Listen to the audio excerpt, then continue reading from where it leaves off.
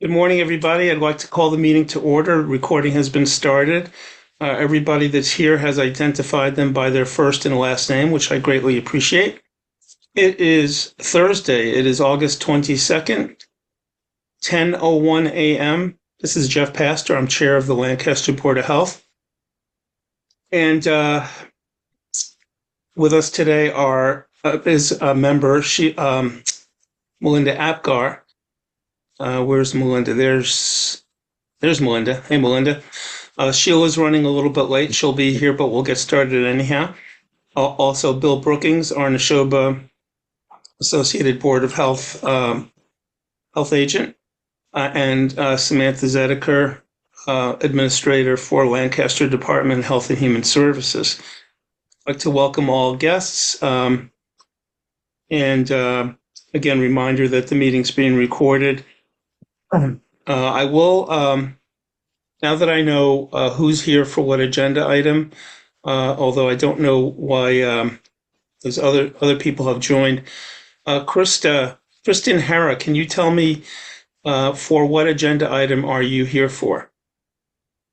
Yes, I'm here for, sorry, I'm looking at the agenda. One moment. I'm here for the 696 Fort Pond Road permit discussion.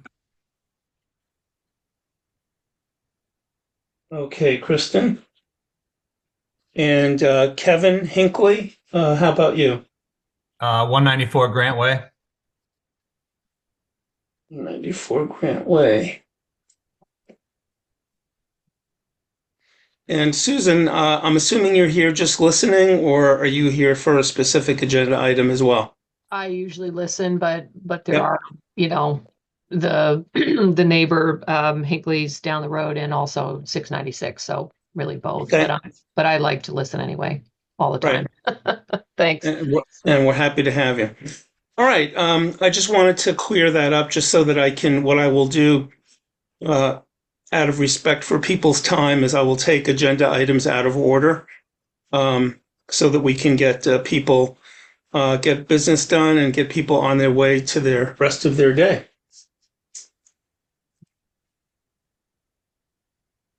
Please make sure that if you do have a question or comment about anything, just raise your hand. There should be a raise hand icon at the bottom of your Zoom screen, or there should be a reactions icon which has raise hand, or you can simply raise your hand like I'm doing. Just get my attention. Make sure that when and if you do make a comment or ask a question that it's specific to the agenda item being discussed, and that you keep it brief and to the point. If anybody does have questions or comments on items that are not on the agenda, at the end of the meeting, once we clear up the agenda, I will entertain them if we have time. All righty. Bill, why don't we start with 1312 Main Street? Since we do have Laura Green here for that item, we can do that one first. Yeah, Sam, I think we have a plan for that. Yep, 1 second.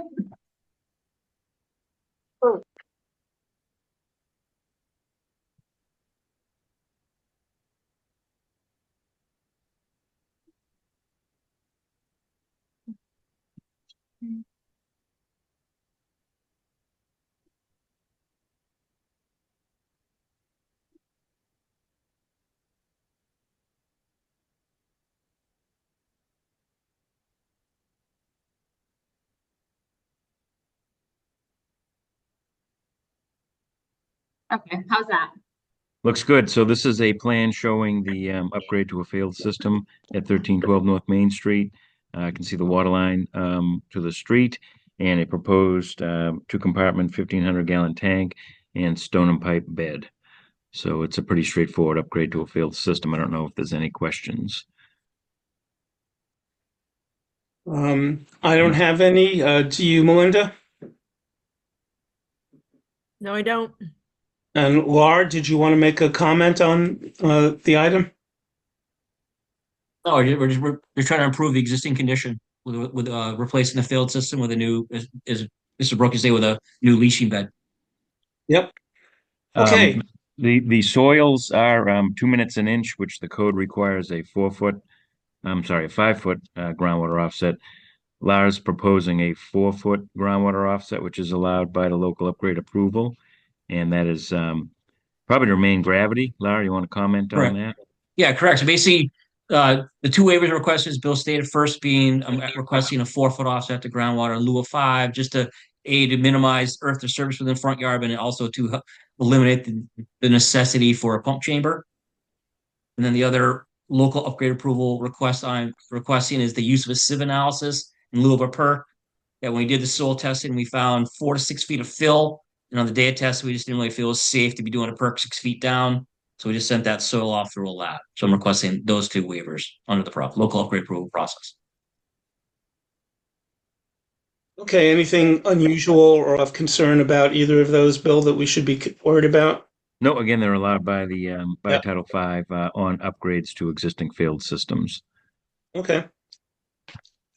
All right. Well, I don't think this is not an item that normally we take a vote on. I think we just, since there are no questions or concerns and the two items that are of discussion or held within local upgrade approval, then we can just, the board can just ask Bill to move forward with this on our behalf and dot the i's and cross the t's on it. Is that right, Bill? Correct. If it's recorded that the plan is approved, and I will draft a permit and sign it for the board. Fantastic. All right. Great. Thanks very much. You're welcome. Bill, is it okay with you if we sort of move into to 194 Grant Way and then 696 Fort Pond Road, just to since we have folks here that want to be involved in that discussion? Sure. I think Grant Way we may have solved last meeting with the Kevin, correct me if I'm wrong, letting us know if that dust complaint occurs again, so we can go out and do an inspection. I think there might have been one pile left. I don't know if that's been moved, but I know the owner had said he was planning on moving that one last pile, and it was a coarser material, so less likely to create the dust. So we haven't seen any activity back there either with more movement of piles or I haven't seen a lot of dust kick up either. Mm-hmm. Okay. So I don't think there's any existing complaint now from us per se. I don't know if you were planning on doing another walk around or anything back there or not. So Well, I think what we did decide at the last meeting, correct me if I'm wrong, Bill, was that we wanted to make sure that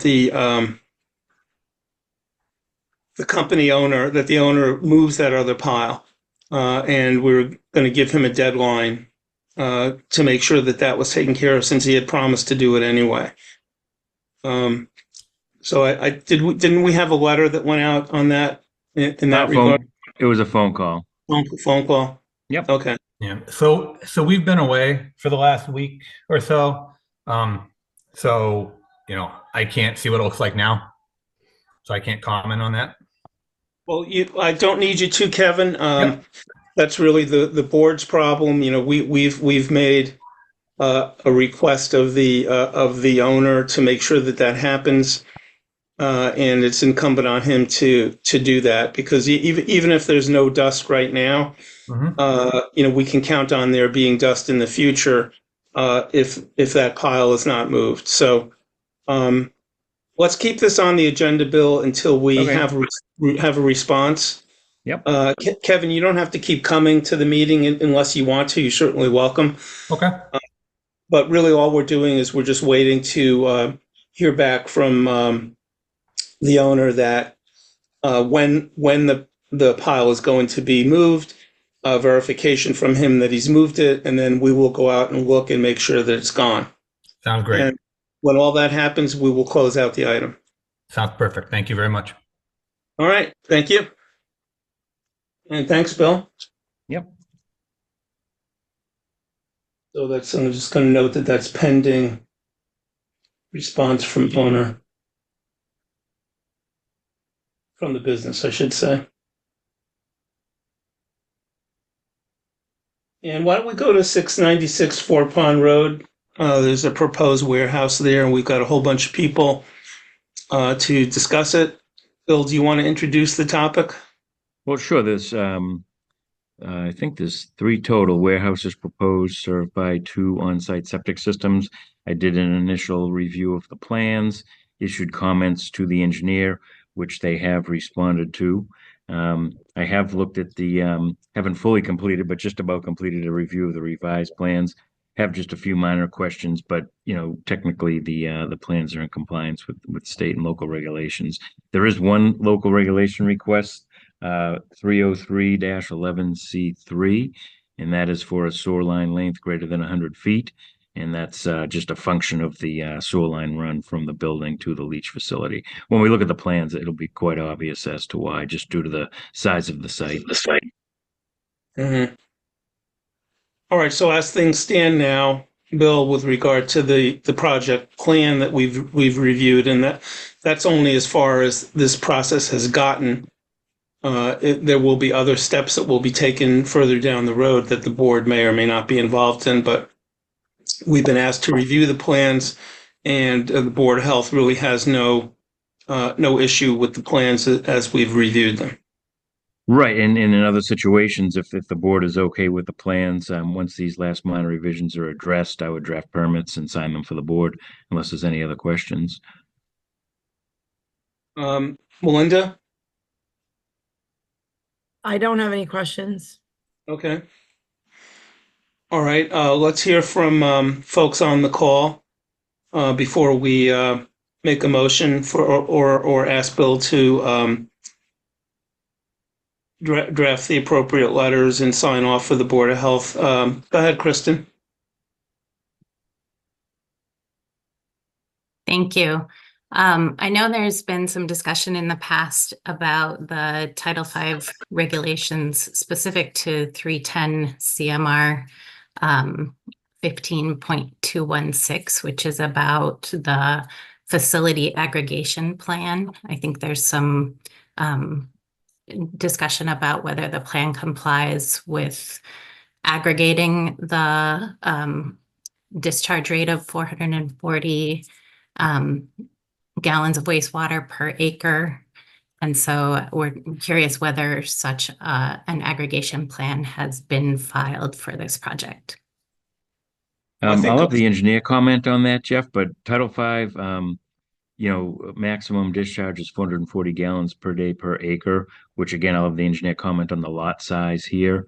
And I think this lot size is much larger than it would need to be for the flows that are proposed. So there's no real aggregation plan proposed because it's one lot, but I'll have the engineer comment on the gallon per day flow versus the total acreage.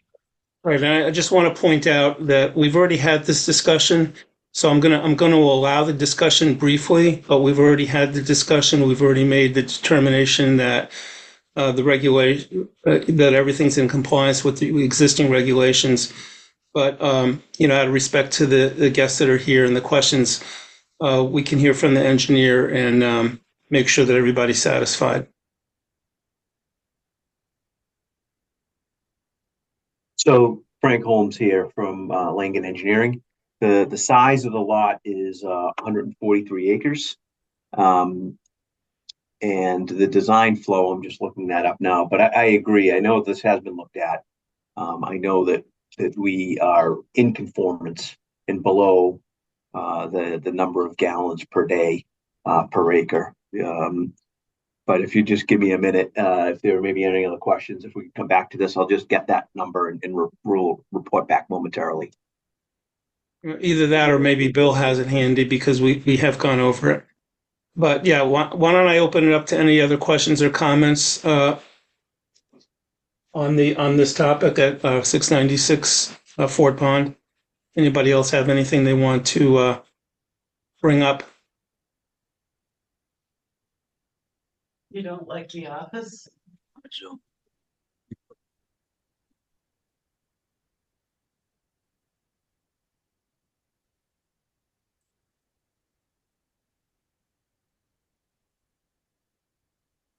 So the design flow is 7,050 gallons per day. So that calculates to 49 gallons per acre. And as was stated, the limit allowable is 440. So we're, a little bit more than 10% of what's allowed. Okay. So, Bill, barring any other questions or comments, we're at a point now where the board will ask you to follow up, approving the plans and sending out the proper emails and notifications to building inspector and other folks that are involved. Well, you have no further questions on the plans. Again, there are just a couple minor comments I'll talk to the engineer about, and once those are addressed, we'll draft permits and I'll sign them for the board. All right, I'm comfortable with that. Yep. Melinda, you comfortable with that? Yes, sir. Thank you, Bill. All right. You're And welcome. welcome Sheila to the meeting. I don't know if you just heard the discussion about 696 Fort Pond. Yes, I did. Okay, and you're okay with that plan as well? Yes, yeah. And we discussed some of this at our last meeting as well. Correct. So, Right. yeah. We went through the same issues. So this we will not go through these issues again because they've already been washed, rinsed, and dried. Haley, go ahead, please. You got your hand up. Thanks, Jeff.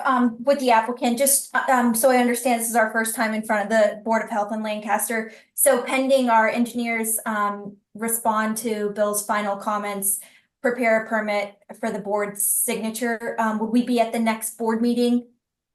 Do we need to come to the next board meeting? No.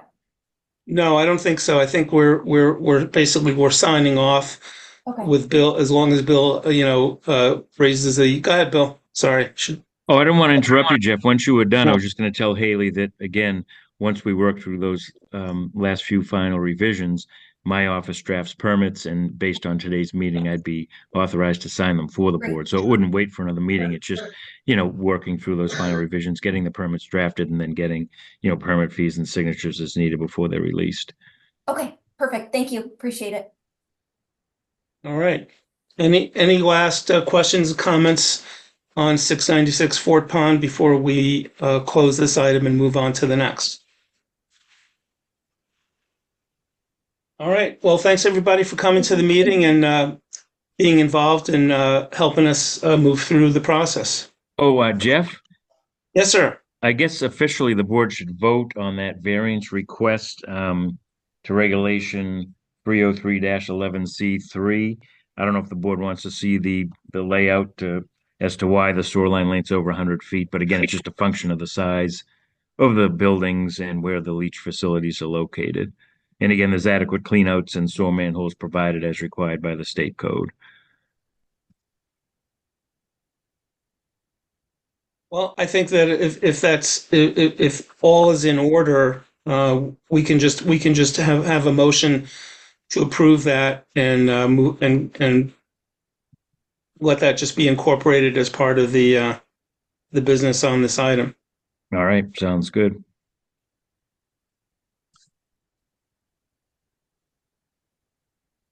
So we're going to need a motion and a vote.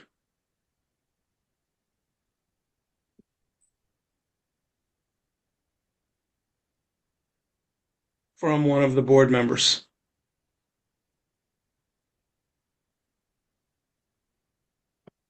Are we motioning and voting on the design flow of the plans for 696 Fort Pond Road? Approval of the plans, but specifically a variance to Lancaster Board of Health Regulation 303-11C3 for the sewer line length. Okay, okay. That's okay. I got that. Okay. All right. Just want to be clear. Okay. So I'll make a motion to approve the plans that have been reviewed for 696 Fort Pond Road. With which include a variance. Which include a variance to the sewer line for 303-11C3. Okay, I'll second that. All right. All in favor, Melinda Apgar, Aye. Sheila Mallett, Aye. Jeff Pastor, aye. Motion is passed, the variance is approved, can be incorporated into the documents. And I think that is that everything that we need to do, Bill? Yes. Yeah, okay. All right, thanks again to everybody that came and helped us work through that item. We're all set with that.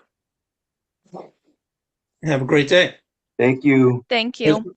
Certainly welcome to stay if you wish, but likely you've got other things to do. Yes. All right. All right, let's go back to the top of the agenda, folks. Back to permits. We're at 1B, which is, well, actually, we just did a 696, so we're all set with that one. So we can go to Title V inspection reports, right, Bill? Yeah, unless you want to get Frank moving, we can go to 696 Fort Pond Oh, Road. Completely up what- to you. Let's get Frank moving. Frank's, we don't want Frank sitting around listening to all the other Board of Health business. Let's talk about 679 George Hill, system upgrade status, and the irrigation well issue is what's on the agenda. Well, I'm very happy to report that the certificate of compliance for the upgrade to the failed system has been issued, and I used the date of August 16th, which was the deadline for the extension. I got all that paperwork right around that same time. So the upgrade for that failed system installation is done. Fantastic. Thank you all very much for that. I know it's been a long time coming. Has been. All right, great to hear. So the board was had some discussion about the a new request for an irrigation well, and I think the issue at least one of the issues that we have, and Bill and other folks can jump in and help me out here, is what kind of assurances does the town have that this irrigation well is going to be restricted for what is the purpose of the irrigation well, and what kind of assurance does the town have that the well will be used exactly as it's being proposed? So my understanding is that the irrigation wells, there are two proposed, one at the front of the building, and then one to the south down by some of the gardens that they're restoring. Is that they're looking to use these to water the extensive lawns that they have on the property, as well as to water the newly disturbed areas for the septic system, and ultimately to use this water to restore the historic gardens that are on the property. So there's quite a number, based on my understanding. I don't know how many of you have had site walks outside of the septic area, but sometimes it looks like a movie set, with some of the old garden areas that you see. So I know that the plan for these irrigation lines is to wells is to kind of restore those areas. As far as assurances, I know that my client has been in discussions with my other client who owns the remaining land parcel to the north where the future subdivision, 18 lot subdivision will be going. That client is in discussions with Lancaster Water Department to essentially extend the water main uphill Hilltop Road to that development. And one of the discussions he has had with Chris Mahabir is the possibility of a new connection for the mansion, which that new connection would alleviate many of the potable water concerns that the Mahabirs have had with their older plumbing and service pipelines. So that they're looking to essentially connect into this new water main work, which would alleviate any future requests for a potable well on the property.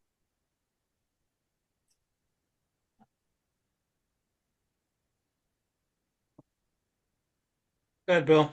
I'm not sure this board has been through the irrigation well request process when the regs were put in place, like back in 2011. There's a series of steps that have to occur. So today, I think we have did we get a plan emailed to Samantha? There's a plan that shows the two proposed well locations.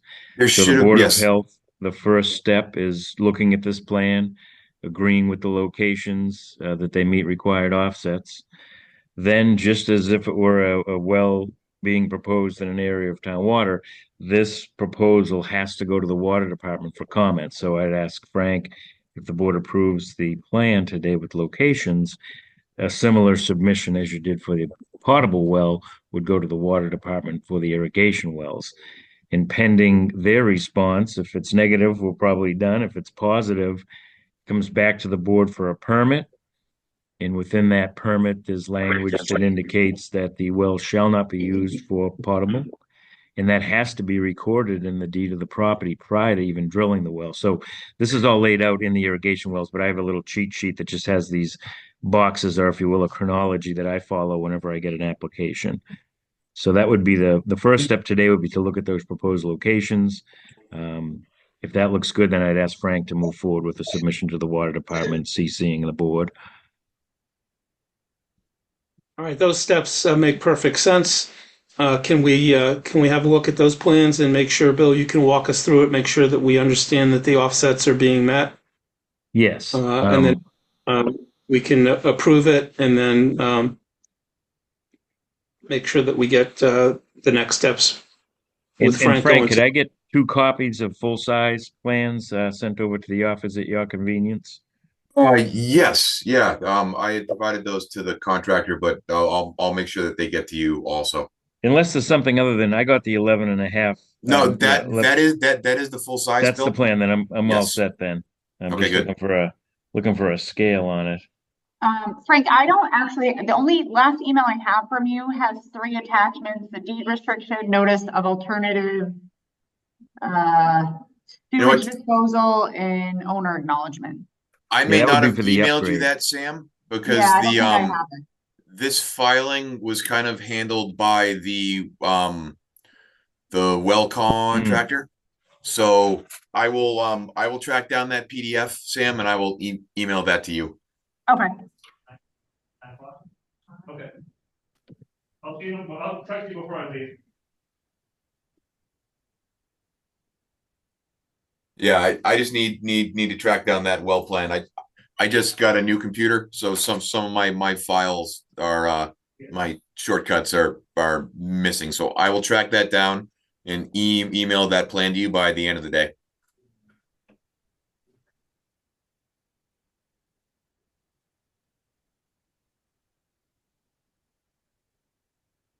Yeah, you're correct, Frank. I think Mike Sullivan had dropped off the plan to me physically. So I guess perhaps Samantha didn't get that electronically.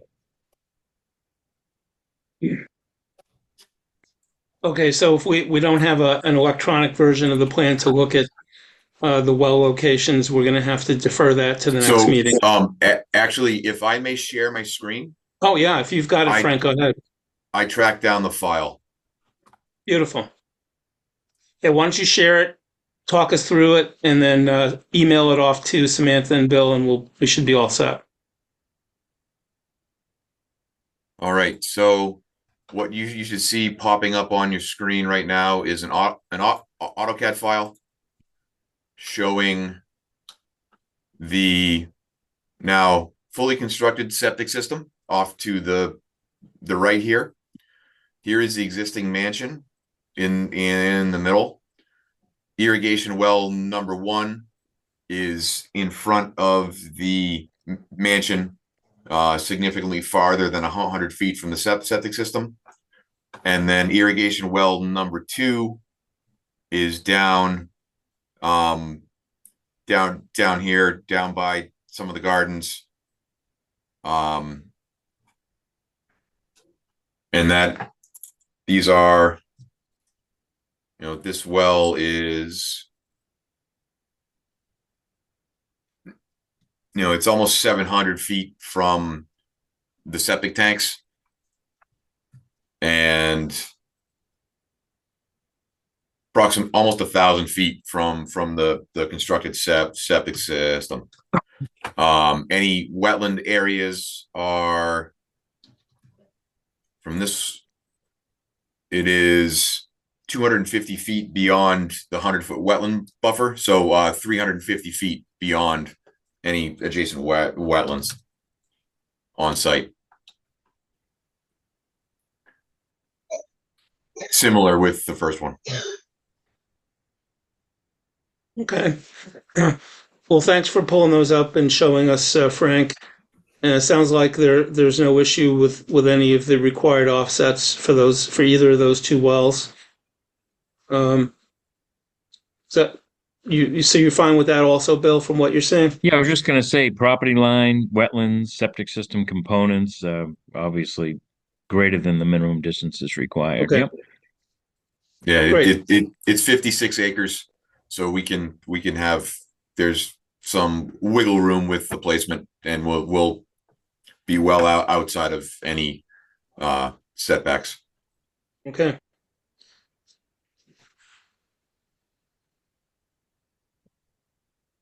All right, so I think that the board can basically, pending Frank's working with the water department, can be, we can say that we're fine with the location of those two wells. And as Bill said, we'll have the assurances in writing as part of essentially the, if it's the correct term is deed restriction, that the wells are, cannot be, in the future, cannot be cross-connected with potable water lines. Bill, does that information that needs to be recorded, does that come with the permit, or is there Well, some boilerplate? It's wording within the permit, and the permit itself is what gets recorded. So there's Okay, a good. number Yep, of restrictions perfect. and requirements within the permit itself. Okay. Yep. I just wanted to So make sure I didn't have to write up a document for him. Nope. So it'll be in the permit, not really a deed restriction.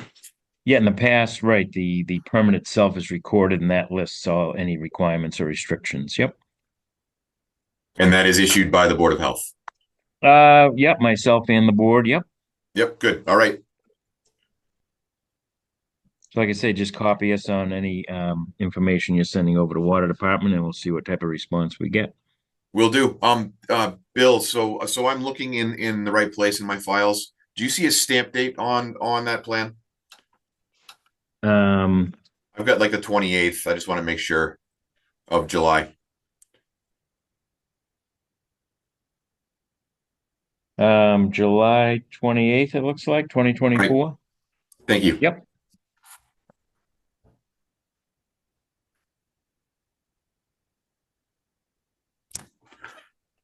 All right. I am almost out of your hair with this property for now. Thank you very much. Well, that sounds great, and I still have 3 years on my my final term at the Board of Health, so well within the deadline. Perfect. So was there something here that needed a vote at this time, or am I just taking this as kind of a board's agreement, and I will reach out to the water department? Probably we should take a vote just to dot the I and cross the T. We have to agree on the locations, right? Let's have a motion and a vote with regard to the fact that the board has reviewed and approved the locations of two proposed irrigation wells, and that they meet the requirements of the offsets from other properties, septic tanks, septic systems, as well as wetlands. So if we can get that motion and a vote, then I think we'll be good to go. And then it will move to the water department, and then we'll come back to us to issue the permit. Okay, well, I'll make a motion to approve the two proposed irrigation wells at 679 George Hill Road, that their locations have been reviewed to meet all offset requirements for property line, septic, and wetlands. And the plans have been looked at and meet all requirements. I'll second that. All in favor, Sheila Mallett, Aye. Melinda Apgar, Aye. Jeff Pastor, aye. Motion carries. And Frank can move that forward with the water department, and eventually we'll come back here. I don't know if we'll have this up for the next meeting or not, but between Samantha and Bill, we'll figure out whether this is going to be on the agenda for next month, if it's moved on by the water department or not. All right. Thank you very much. All right. Thanks, Frank. Thank you, Bill. Thanks, everybody else. All right.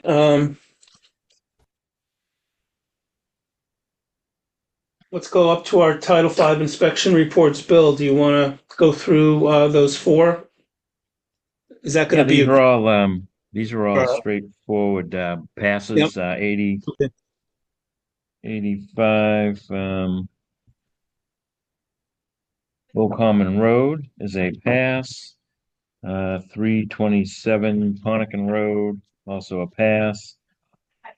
107 Ponican Road, a pass, and 43 Spec Pond Ave is a pass. So those are straightforward and don't need any follow-up, just recorded that they were reviewed at this meeting. Right. So for the record, the board will empower Bill to follow up on the paperwork on those four passes of inspections and to move those forward. Very good. On to our discussion items. 27 Russell Lane, we had an issue there with the trailer.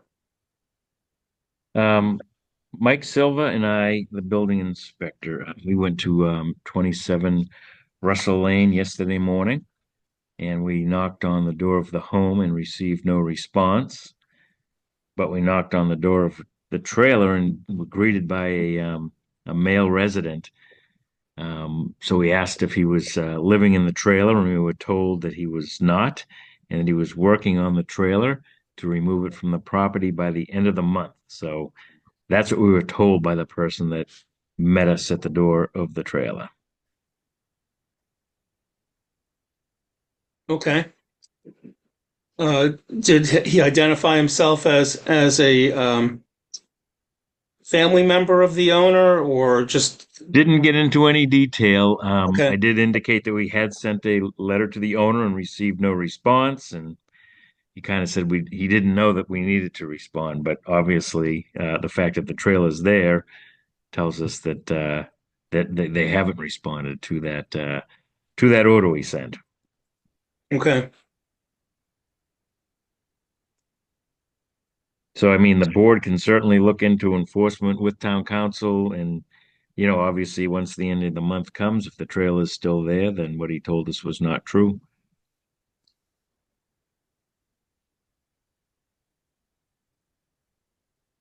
Well, I don't know how much discussion we want to have. I mean, I would be inclined to take no action pending. I mean, the end of the month is we're only, this is only 8 days away, 9 days Yep. away. And then maybe after Labor Day, maybe Bill, maybe you and Mike can go back to make Yep. sure, or actually any of us could go to see if the trailer's gone. I Yes. can do that. I can do that myself quite easily. And if it's gone, it's gone. Everything else has been resolved. The generators have been shut down. So the original reason we were engaged in this property was based on a noise complaint from a neighbor. That issue's been resolved, but the issue of the temporary housing has not. So that would be my sense, would be just to hold off let's go back at the in September and take a look. Go ahead, Melinda, and Sheila will like to hear your thoughts as well. I just want to clarify something because we don't necessarily know who the trailer belongs to. So I think for Board of Health purposes, we have to verify that the trailer is uninhabited, correct? Because somebody is allowed to have a trailer on their property. Right. The local bylaw, according to Mike, says that you can have one unoccupied RV trailer on your property for storage. Right. And improving occupancy is not an easy thing to do. You know, Mike pretty much said that, involve town council, because again, someone could just say, nope, not living here. So how do we know that? Right, and so if the trailer is not gone, then the question for the board will be: are we concerned about the existence of a trailer? Whether do we think that do we have reason to believe that it is occupied? And we've never really had the ability to be certain of that in the past. We talked about things like the dog being in the trailer, and there being trash around the trailer, which sort of kind of indicated somebody was in there. But we don't have a complaint about it technically. Sheila? Yeah, that's what I was going to bring up. So initially what brought us to this trailer was a noise complaint for the generators, right? So they're no longer hooked up. Right. And I guess, were you able to peek into the trailer, Bill, or just it was outside? Yeah, the door was open. Yeah. I guess that's the thing. I mean, if it does look like it's being used for storage, I mean, I suppose that is something that we have to look into and confirm with the owner. So. Well, it would be hard to know whether it'd be hard to tell the difference between a trailer that was being used for storage and a trailer that was being occupied by a human being. Yeah. And the other problem that we have is, we don't have a complaint about it. We don't have any reason to believe there's a dangerous situation there now that the electrical problems with the generator are gone.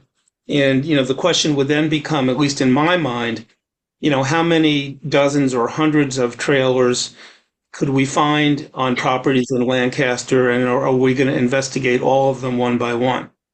And I can promise you that the answer would be no, because here's my thought. My thought is, we've had this little conversation. Somebody has indicated the trailer is going to be removed. And, if their plan is to remove the trailer, that would be perfectly fine with us. Let's see if that happens. Let's reconvene at our September meeting. We'll already know the answer, whether the trailer is gone or not, because one of us would have been there. If the trailer is still there, then we can renew this discussion about, do we take further action or not? Because again, the expense of involving town council on an issue that we already know is difficult to prove, in the absence of any real complaint or real specific significant public health or public safety issue, it might be hard for me to make the case to the town that they should be spending their money doing that. Yeah, I agree. Agree. Yeah. All right.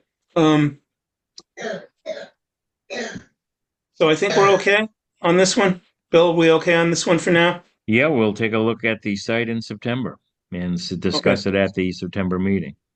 Very good.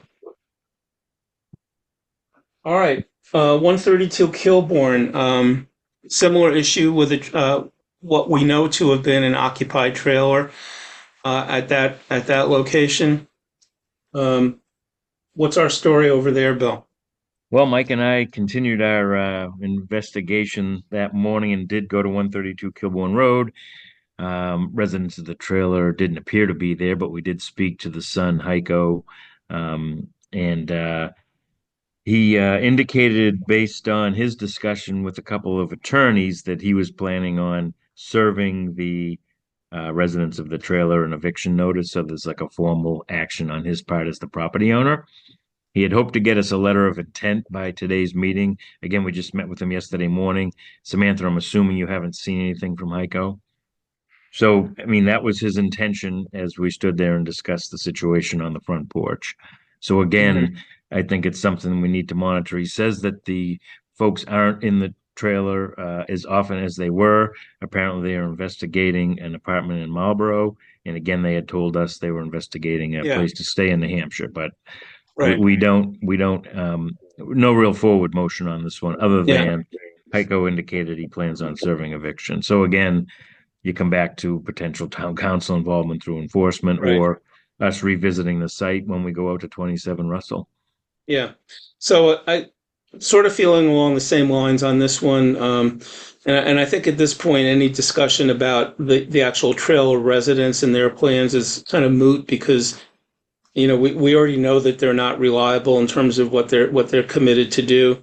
It does sound like that Heiko, as the owner's son, you know, is probably trying to, and I'm just kind of making this up based on what makes sense, is trying to avoid their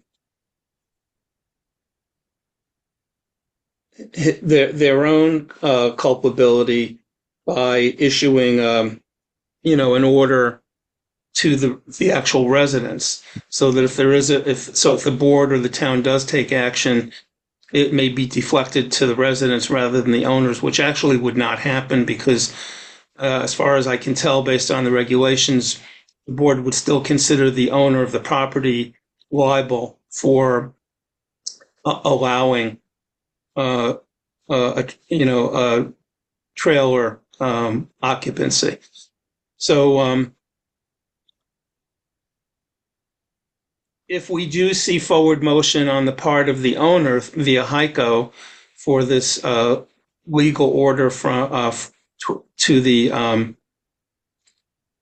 residents, then that might give the board an opportunity to let that happen on its own without taking any further action. You know, if we find that if we find in a month that that order was never issued, or that it was issued and nothing's been done, then you know, we do, the situation at Kilbourne Road is different than the one at Russell Lane in that there is a public health danger in existence, and the Board of Health is aware of it. And, you know, since we're seeing some forward motion, you know, we can make a decision to let that happen. But I wouldn't want to allow that for too many more months. So I guess one of my concerns is that if a resident is being given an eviction notice, I'm just curious how long that actual process might take for the owner to go through that anyway. So go ahead, Bill. I've been told, and again, this has no specifics to this site, but I've been told by landlords that it takes up to 6 months and tens of thousands of dollars in court to get rid of to actually evict someone. It's not as simple as serving a 30-day eviction notice. Yeah. In a temporary unit like this, I don't know what the legal ramifications are, but that's the general gist I get from landlords that I've spoken to. So I think, and I don't know if the board would decide to want to wait that long. Right. I think that, I think my own position, as a preview to discussion next month, assuming nothing really happens, is that I think we would have to be compelled to at least let the town know, and the town council know what the situation is, what's happened over the last, I guess is probably 5 or 6 months now at least, what the board has done, what the current status is, what the risks and dangers are, and our recommendation for further action to assure that the residents, that the trailer is removed. You know, I'd rather see action about the trailer being removed than action about the residents of the trailer being removed.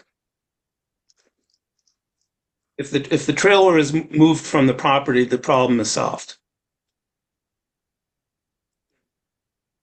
It didn't sound like in this case that they were going to remove the trailer.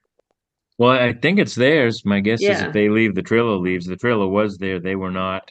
And Jeff, while we were speaking, I looked back at the email that the people in the trailer had sent, and they said that they were moving. Their request for temporary housing was through August 16th to then be headed to New Hampshire. And obviously that date is come and gone. So Yeah.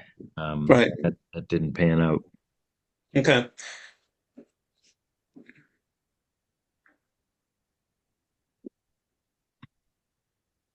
So again, we'll plan on if we receive something by email, great. If not, we'll plan on visiting that property again when we check out 27 Russell. So I think what we ought to here's what I'm thinking, and see if this makes sense to people. I don't want to wait another month just to have the discussion that we haven't either received anything from HEICO or that there's no movement by the residents to leave. Say again, Bill, when HEICO said he would have a document for us? Oh, he didn't necessarily give a time frame. He just said that was his next step. He said he'd try to get a letter of intent to the board for today's meeting, but we did not receive that. But All right. based on our visit yesterday, he realizes the town isn't letting this go, and he says he Okay. needs to do something to protect himself and his property. So based on attorney's advice, his plan was to serve eviction. All right. My thought is to let that happen on its own. And I'd at this point like to see, I think we have enough evidence to suggest that either nothing's going to happen or it's going to take a very long time. I don't think there's any evidence to suggest that the residents of the trailer are going to do anything other than sit there until they're forced to leave. And I really think that action, or at least a demonstration that action has begun on the part of the town officially is really the next step. And I think that's consistent with what we've already talked about at previous meetings. So I'm not sure that it makes any sense to delay notification of the town administrator, the chair of the select board, and town council about our situation. So I think we should be drafting a letter. The letter should include what the status of the property is, the trailer, the occupants of the trailer. It should include a summary of all the discussion and actions that the board has attempted to take to remedy the situation. It should include the original findings that we had on our inspection with regard to the electrical cord just sort of laying in the ground, there being no real guarantee of sanitary systems for plumbing, for fresh water, for electrical, and that we view the situation as potentially dangerous and seek assistance from the town via town council to take action to move this forward. All right. Any discussion, agreement, disagreement? Oh, no, I definitely agree. I think a letter needs to be sent to town council, TA, select board chair. I think that would be good to make them aware of how long this has been going on for. And that in my own experience, I do think the residents will sit until they are escorted off the property. So, and again, it's not just to make them aware; it's to make them aware and to request action. To be. Mhm. And I think that a copy of the letter should also go to the owner, to the owner's son HEICO, and to the extent that it's possible, to the two residents of the trailer. Although our attempts to deliver mail to them in the past have failed, but we can when we send a registered letter with a copy of this letter to the town, to the owners, and to the owner's son, we can send a third copy care of the owner to the two residents. Again, that way we are doing our due diligence to make sure that everybody knows that, as we had suggested at previous meetings, that we are moving forward with action to remedy the situation. Now I have a question. So if HEICO or the owners, I should say, do send a letter of intent, can we request if they've given a summons and complaint, or I'm not going to say notice to quit because I don't know if there's any rental agreement. So, but can we request that from them too, if they've actually gone forward that way? I don't know if we have the right to request it, and Yeah. I'm not even sure, Sheila, whether it matters at this point. Okay, I just meant like in terms of if they are actually, I mean, we talked about them having a letter of intent for today, which they didn't have. Right. But if they really are trying to go forward. If they are. So I think what we can do in our letter to the town is we can let them know as part of our report that we've been told by the owner's son that he is in the process of taking the following action. You know, then it would be up to the town. As long as the town has all the facts, then it would be up to them to decide whether they want to sit around and wait for that order to be processed and the eviction to actually happen or not. Mm-hmm. Okay. So I guess we'll be discussing this in September. I think so. Okay. So I'm going to ask as chair for a letter to be drafted on behalf of the board. Samantha, if you can start it off and then run it through myself and Bill. And just make sure that it's going to have to be a tough one because it's going to have to be really comprehensive and include basically all the issues that have been discussed and reported today and previous meetings to spell it out for town, what's going on and what the risks and liability for the town are for the situation to continue. All right. And of course, you know, if you have any questions, Samantha, just informally, you and I can go back and forth on this until we're both satisfied with it. We can make sure Bill agrees with it, you know, to the extent that we need to include the technical details about, you know, what's being violated in terms of code and all that stuff. And looks like this is one issue that's not going away soon. No, we're checking a few things off today, but not that one. That's true. We are. Indeed, we are. All right. So I don't, maybe this doesn't make any sense, but we're obviously going to send those letters certified mail. And if I heard correctly, we haven't had any success in getting the occupants of the trailer and the letters that have been sent or any type of communication that's coming from the Board of Health. Would it make sense to deliver their letters by constable to the trailer itself? Well, we're not ordering to do anything, but we could certainly post a letter on the trailer ourselves. I think we could before. Yeah, I think we could post it. I don't think I want to go to the expense of forcing the town to hire a constable to do that. But, you know, and ultimately this is really more of a courtesy to the residents than it is anything else. I don't think we're obligated. We've already had them here. They already know what the situation is. So I think my suggestion is just in terms of dotting the I's, crossing the T's, and having basic courtesy so that people know what the board is doing, that we get these letters sent. It was easy enough to make a couple of copies and, you know, put them on the door of the trailer. That can be as easily ignored as the ones that we send by certified mail. So I'm not sure that they're going to be worth the paper that they're printed on, but we can certainly do that.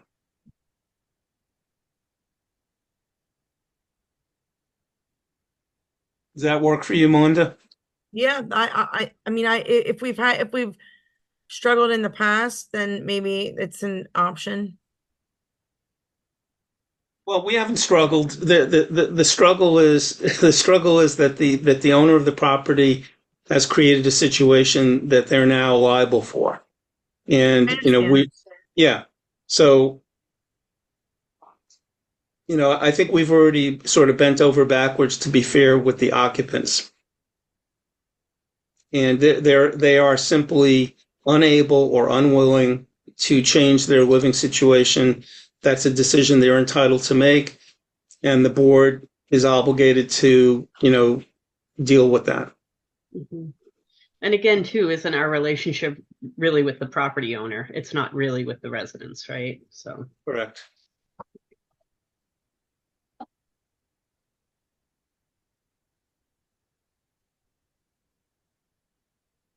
All right, good deal. Let's carry this one forward to next month.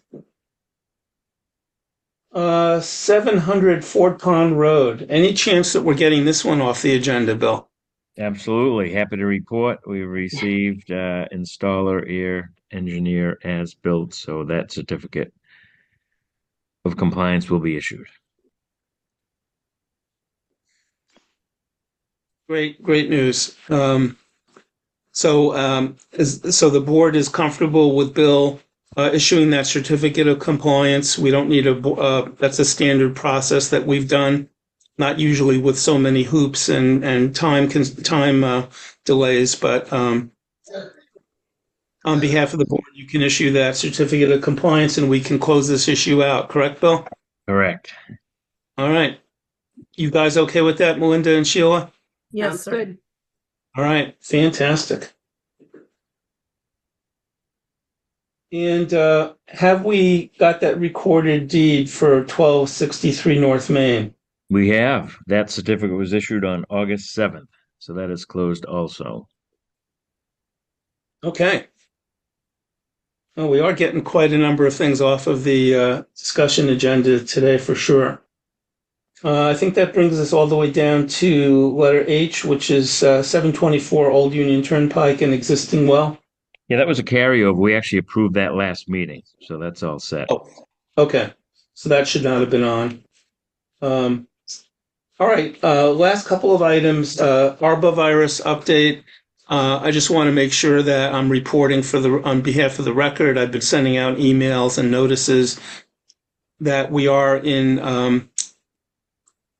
the annual heavy concentration of mosquito and tick-borne diseases, which are collectively known as arboviruses. That includes most commonly and most concern things like West Nile virus and triple E, Eastern equine encephalitis. We receive weekly reports from the DPH. I receive notices whenever there's a case, a human case reported anywhere close to our location, we get a notice. What we have done already several months ago, I think, Samantha, probably 2 months ago, maybe more, in response to a positive test for West Nile on a mosquito in Clinton, we posted some notices to our website for residents to remind them that this is a dangerous time to be outdoors, that mosquitoes and ticks are out there, that many of those mosquitoes and ticks are infected. They can transmit these viruses, blah, blah, blah, blah, blah. There was a great document that we found out about, or I found out about from the DPH that we referenced. So we've done all that. There really isn't any other action for us to take until and unless there are more human cases closer to Lancaster. If and when that happens, then what I will do, I will not wait for a board meeting. I will act on behalf of the board immediately and ask Samantha to issue something onto the website and post things to let residents know that, whatever the finding is, if there is a finding that is of concern. But basically, the fact that there are a couple of cases here and there of West Nile and Triple E are not necessarily a surprise. They happen every year. Questions, comments, suggestions?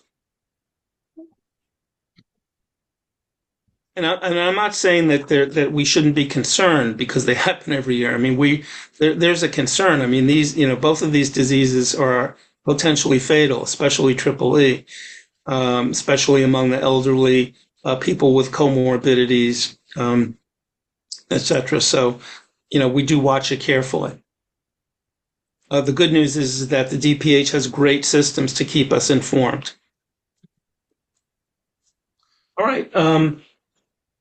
And COVID-19 test kits. So I received a notification from it's actually the federal government, a federal government agency that access to free COVID-19 test kits were being made available. I was already aware that the case numbers are starting to increase a little bit. That's subjective information. I no longer have the kind of numbers that I used to track weekly for case counts or things of that nature, but I know that they're up. Again, the fall, as fall approaches, virus transmission increases. It happens every year. It's true of the standard influenza, the common flu, seasonal flu virus. That's why the vaccinations start happening. It's also true for common cold, and it's true for COVID-19. So all these things are going to increase. So we went ahead and we bought probably more kits than we needed. And the government, in its infinite wisdom, sent us double the number of kits that we asked for. So we have kits up the wazoo. And we have already organized. Samantha has been, as usual, great help in helping to distribute them just along the same lines as we've distributed kits in the past. So we have kits deployed at the library, at the police station, at the firehouse, and at the community center, as well as notices have been posted. I've put notices on Facebook to make sure the public is aware that these kits are available for free. We don't want people just coming and taking 100 kits and putting them in their house. So because that's counterproductive, and then people will have 100 kits that they think they can use for the next 10 years. So we restrict the distribution of these kits to a certain number per family and also require that or give the guidance that the kits, you should not take a kit unless you're symptomatic, unless somebody in your house has tested positive, or unless you are required to test. I think those are the three things that we've said on our flyer, Samantha. So people can take a kit. Nobody's going to, check to make sure somebody's sick in the house, but that's the stipulation. So the kits are out there. I don't know if they're being taken or not. Of course, the kits expire, just like the old kits do. These are two different companies, but and Samantha and I will try to make sure that if extensions of the expiration dates are issued, that we make sure that those kits stay available for distribution. If they expire and they do not get extended, then we'll have to not recall them from people's homes, but pull them back out of the distribution centers. Yeah, the first round of tests that we got expire in November, I think like a few days before Thanksgiving, and then the second round expire in the middle of December. Right, and the second round are the ones we got double down on. So we got plenty of those. They're two different companies too. Right. So we've got good kits for the next 4 months, which is great because that will get us past probably the peak transmission season. Once, of course, even if it should even get us through the holidays if it's through the end of December. So that's good because the holidays are usually a peak transmission time too, because everybody gets together and everybody wants to hug and kiss each other, and they're all spreading the virus that way. So that's our situation with coronavirus. Not much else to report. I just wanted to make sure that we were on the record about what we've done and what our plans are. Questions, comments about the test kits? No. All right.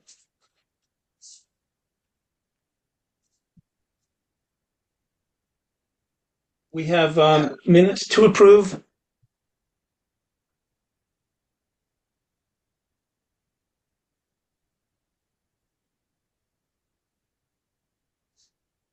I can make a motion to approve the minutes from Tuesday, the Board of Health meeting, Tuesday, July 30th, 2024. Is there a second? Abstain, All right, because you weren't here. right? All right, all in favor of approval of the minutes for the motion? Sheila Mallett, Aye. Jeff Pastor, aye. Minutes are approved. Thank you, Samantha. Thank you, Sheila. Our next meeting. Oh, I have one more thing before the next meeting. Did you want to discuss when we could do the inventory? Sure. If we have, I don't know if we've landed on a date or not.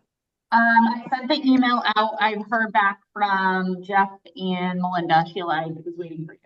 That's correct. That's actually why I'm bringing it up. Okay. I was trying to catch up with all my emails when I got back. I think they were, was it an October date? Was it the 9th, I Yep. believe? I mean, that works well for me if we want to wait till October. So I believe I have it written down that Jeff and Melinda, then the 9th was okay for you both as well. October 9th works. Perfect. I will send a calendar invite. Do we want to start here at the community center, do community center storage and Old Town Hall storage, and then go down to the trailer? Yeah, sure. Let's do it. Let's do it like that. I think we're going to need quite a bit of time to cover all three locations, because in each location we're going to have to basically go through everything that's there, look for things that might have expiration dates, make sure they're not expired, match the items up to the inventory log. So it's not a trivial undertaking, and it's really best that all three of us are there, especially since you guys are relatively new. Melinda went through this last year, but Sheila did not. All right, so let's just to be on the safe side, Samantha, I think we're going to need to allocate 3 hours. I don't know if we need 3 hours, but let's allocate 3 hours. Okay. And With an 8:30 start time? yeah, and if you can print ahead of time, double check and print all enough hard copies of the inventory for each of the three locations. Mm-hmm. Trying to think of the things that we usually bring to this event. We need to, I don't know, pencils, pens, tape measures, It was duct tape. helpful to have those tables. We set everything on tables. Are those there, or did we need to bring them? I can ask Scott to deliver 2 tables down there, and I will email Commissioner Moody to let him know we'll be coming to do it and see if he can pull it out ahead like they did last year for us. Yeah, Absolutely. especially if it's wet or something, to make sure stuff doesn't go on the ground. Yep. Yeah, the trailer's going to have to be pulled out so we can access it, and get tables very close to it.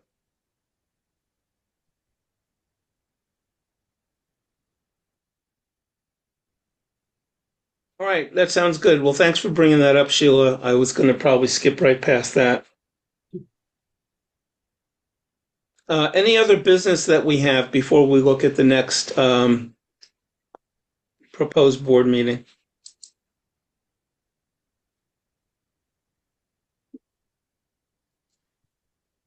So it looks like our next meeting would be Thursday, September 26th at 9:30. Is everybody okay with that? Yes, sir. Bill, maybe not. The date is okay. I would have to be wrapping my end up by like 11ish. I have to get my mom to a doctor's appointment. But based on the way these agendas have been going, if we start at 9:30, hopefully by 11:15, I'd be able to take off. Okay. That should be fine. We'll start at 9:30. Samantha, if you can remember to put a note on the agenda that indicates that Bill is available only 9:30 to 11. that would be helpful. It just would be remind me and everybody else in town that why at 11:15 he leaves.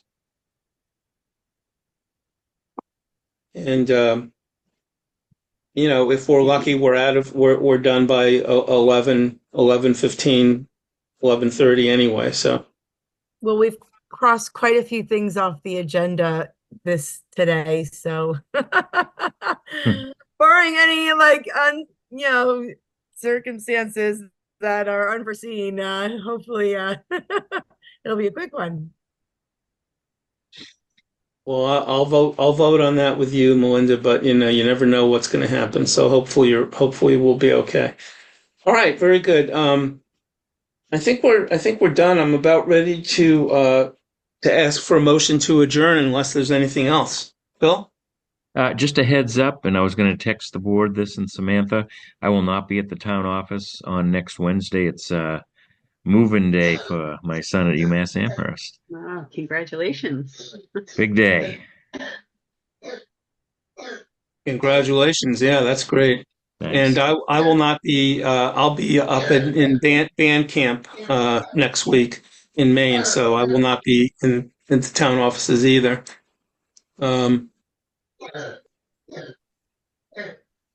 But probably the other weeks I will. Same with me. Yeah, I think I'll be back to a more regular schedule now that school will be in session. So Okay. Big week next week, right? Yes, it is. Can't wait.